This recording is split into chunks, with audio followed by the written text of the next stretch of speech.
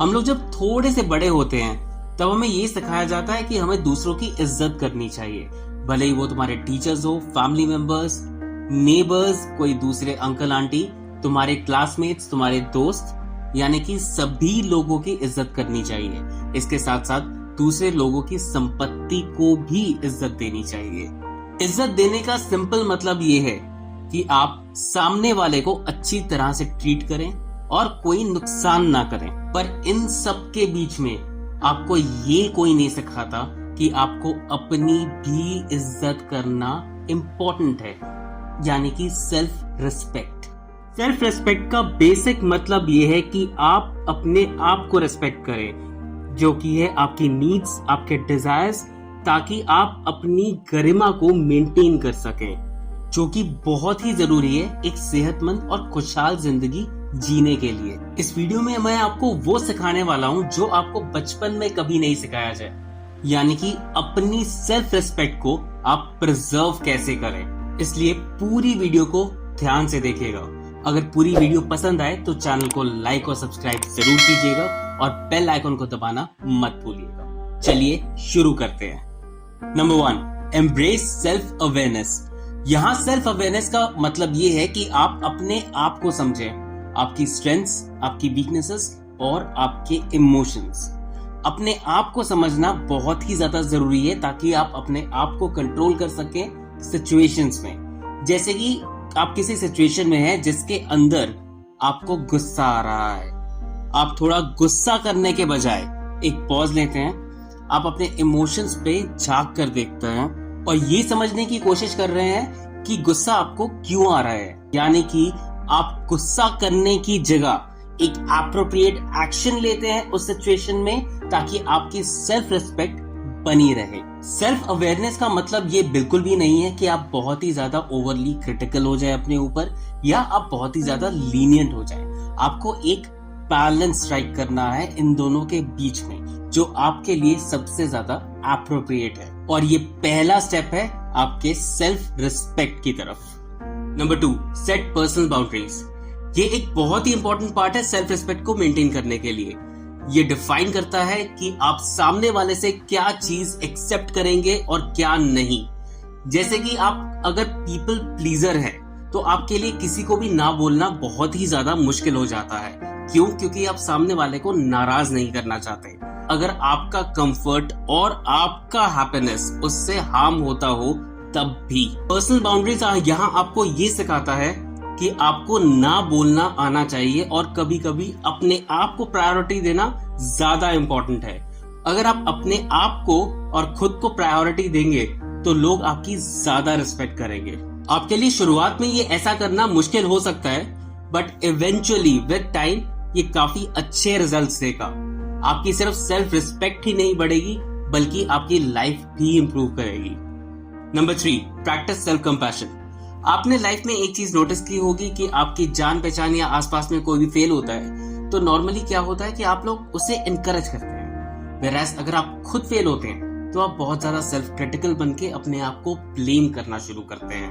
पर अगर आप सेल्फ कंपैशन को फॉलो करें तो आप अपने आप को भी उतनी ही काइंडनेस से ट्रीट करें जैसे आप दूसरों को करते हैं। इसके रिजल्ट्स ये होंगे कि आपके एंजाइटी और डिप्रेशन के लेवल्स बहुत ज्यादा लोअर डाउन कर जाएंगे और आपकी जिंदगी में आपको एक पॉजिटिव आउटलुक मिलेगा। तो अगली बार जब आप फेल हो जाएं, अपने आप को पनिश करने की जगह सेल्फ कंपैशन का इस्तेमाल करें। ये एक रिमाइंडर है कि हर कोई गलतियां करता है, आप इंसान हो, भगवान नहीं। ये ओवरऑल आपकी सेल्फ रिस्पेक्ट को भी बहुत ज्यादा बूस्ट करेगा। Number 4, engage in positive self talk.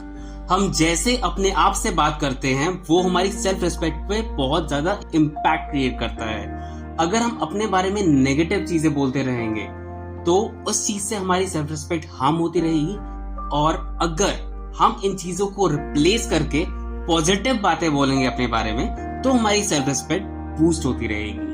ये बहुत ही सिंपल है, कोई रॉकेट साइंस नहीं है। इसलिए अपनी नेगेटिव थॉट्स को हटाकर सिर्फ पॉजिटिव थॉट्स को कंटेन करें और अपने आप से पॉजिटिव चीजें बात करें। Number 5, honour your values.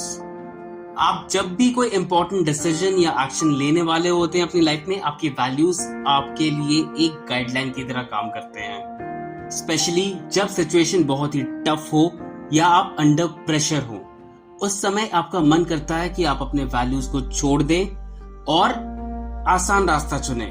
पर वही टाइम है जब आपको स्ट्रांग रहना है और अपने वैल्यूज को फॉलो करना है। ईच टाइम ऐसी सिचुएशन में आप अपनी वैल्यूज को ज्यादा इंपॉर्टेंस देकर डिसीजन लेते हैं। आप अपनी सेल्फ रिस्पेक्ट को बूस्ट कर रहे हैं। और हर बार जब आप अपने वैल्यूज को ऑनर नहीं करते हैं और कुछ अपने वैल्यूज के अगेंस्ट जाके करते हैं, आप अपना ही एक हिस्सा खो जाते हैं।